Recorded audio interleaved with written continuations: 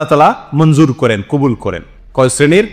5 শ্রেণীর। নাম্বার 1, যে মুসলিম তার অন্য মুসলিম ভাইয়ের অগোচরে তার পিছনে তার জন্য দোয়া করে।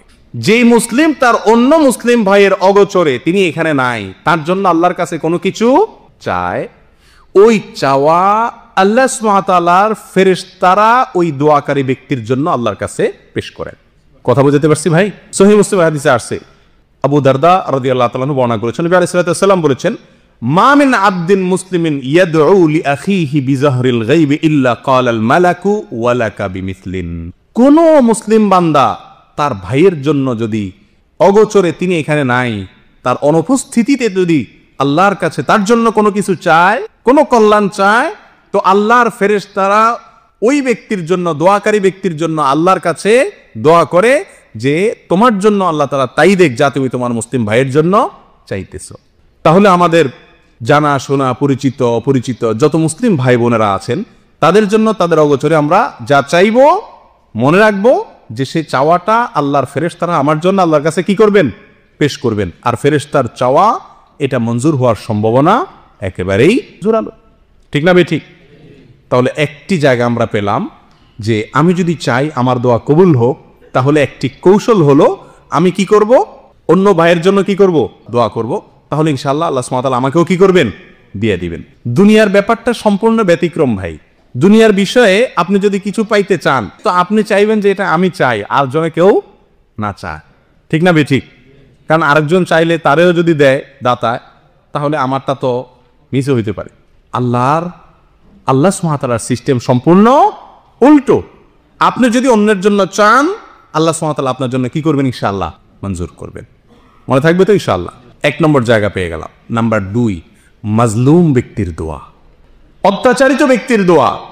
যে ব্যক্তি কোনোভাবে অত্যাচারিত হয়েছে, জুলুমের শিকার হয়েছে, কেউ তার প্রতি জুলুম করছে, সেটা কথা দিয়া হোক, কাজ দিয়া হোক, হাত দিয়া হোক, অথবা অর্থকরীর দিক থেকে হোক, যেই কোনোভাবে কারোর প্রতি যদি জুলুম করা হয়, যে ব্যক্তি মাজলুম, অত্যাচারিত, এই ব্যক্তির দোয়া কি হয়ে যায়? কবুল হয়ে যায়। সে ব্যক্তি তো নেক দোয়া করে না। মাজলুম ব্যক্তি সাধারণত কি দোয়া করে? বদদোয়া করে, মনের কষ্টে। এই মাজলুম ব্যক্তির বদদোয়া বড় ডেঞ্জার, বড় জঘন্য বিষয় প্রিয় ভাই।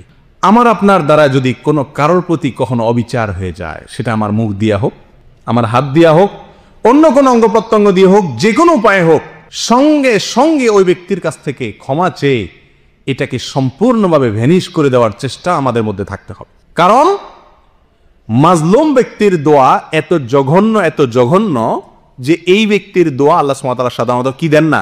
ফিরায় দেন না। তার মনে যে বদদোয়া তৈরি হয় জালেমের বিরুদ্ধে, এই দোয়া কি হয়ে যায়? কবুল হয়ে যায়। এই জন্য ভাই, যত জালেম পৃথিবীর ইতিহাসে আসছে, বড় হোক ছোট হোক, কোন জালেমকে আল্লাহ সুবহানাহু ওয়া তাআলা শাস্তি না দিয়ে রাখেন নাই। আখিরাতের শাস্তি না, ওইটা তো আছেই। দুনিয়াতে নগদ শাস্তি প্রত্যেক জালেম ভোগ করে, সেটা হয়তো 2 দিন আগে অথবা 2 দিন পরে। কোন জালেমের রক্ষা হয় না। আল্লাহ সুবহানাহু ওয়া তাআলার কাছে কোন জালেমের কি নাই? রক্ষা নাই। আল্লাহ তাআলা আমাদেরকে জুলুম থেকে বেঁচে থাকার তৌফিক দান করে। প্রিয় ভাই, এই বিষয়ে মুসনাদে আহমদে এবং সহিহ ইবনে হিব্বানে হাদিসে আবু হুরায়রা রাদিয়াল্লাহু তাআলা থেকে বর্ণিত, নবী আলাইহিস সালাতু ওয়াস সালাম ইরশাদ করেছেন, দাওয়াতুল মাজলুমি মুস্তাজাবাহ।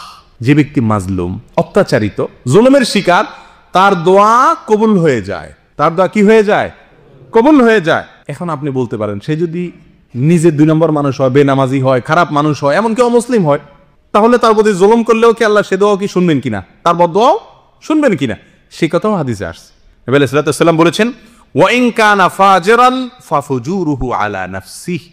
সেই লোকটা যদি খারাপ মানুষ হয়, তো তার খারাপিয়ে তাকে পাবে, কিন্তু তার দোয়া, বদদোয়া যেটা, এটা ঠিকই কি হবে?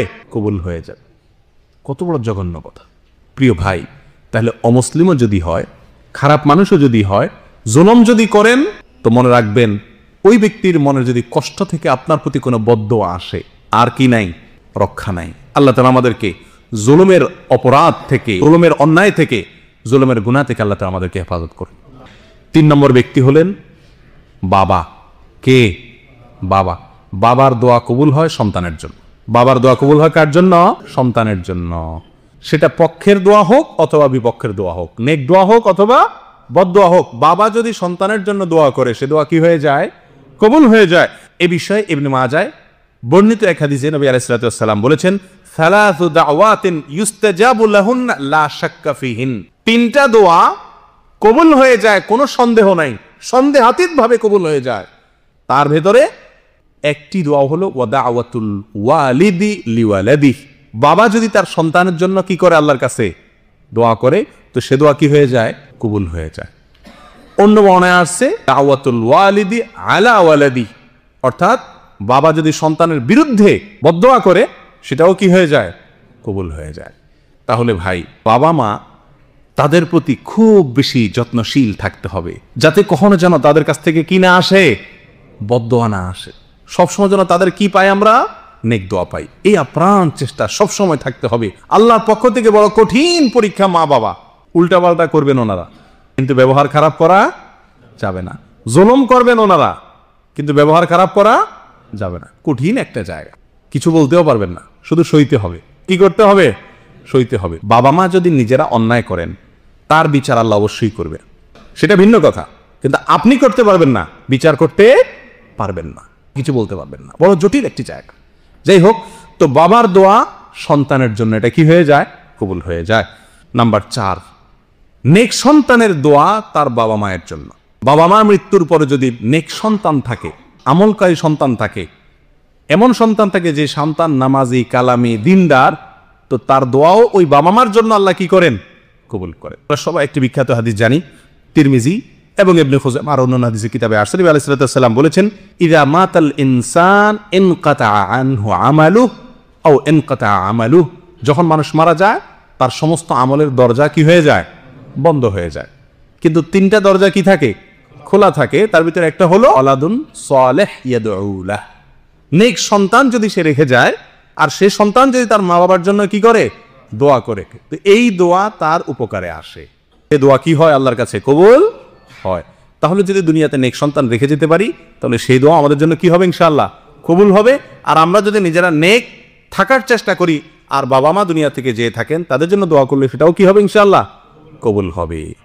নাম্বার 5, আল্লাহর কিছু বান্দা আছেন যারা নেকামল করতে করতে করতে করতে এমন একটা পর্যায়ে চলে গেছেন যে তাদের দ্বারা বদামল সচরাচর সহসা হয় না, ভুলে বিচ্যুতিতে হয়ে যায়। এরকম যদি ভালো কাজ ছাড়া মন্দ কাজ তিনি করেন না, সঠিক ছাড়া বেঠিকের পথে পা দেন না, এরকম যদি কোনো আল্লাহর বান্দা চলতে চলতে চলতে চলতে এই পর্যায়ে চলে যেতে পারেন, তাহলে ওই ব্যক্তি যা চান আল্লাহ তা দেন, যা চান আল্লাহ তা দেন।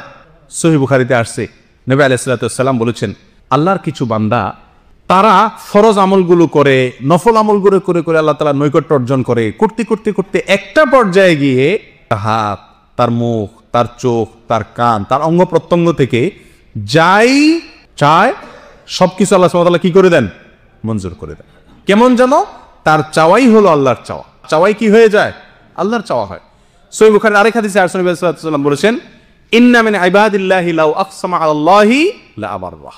নিশ্চয়ই আল্লাহর বান্দাদের ভিতরে এমন কিছু লোক আছে যারা আল্লাহর কাছে যদি বাজি ধরে, কসম করে কিছু চায়, বলে, তো আল্লাহ তাআলা তার কসম ভাঙে না, অর্থাৎ কসম পুরা করে দেন। এটা কখন হয় ভাই? যখন 5 ওয়াক্ত সালাত আপনি পড়েন, হারাম থেকে আপনি বেঁচে থাকেন, আল্লাহর কথার বাইরে আপনি চলেন না, সবসময় আল্লাহকে স্মরণে রেখে চলেন। এক কথায় আপনি একজন আদর্শ মুমিন মুসলিম হওয়ার চেষ্টা করেন।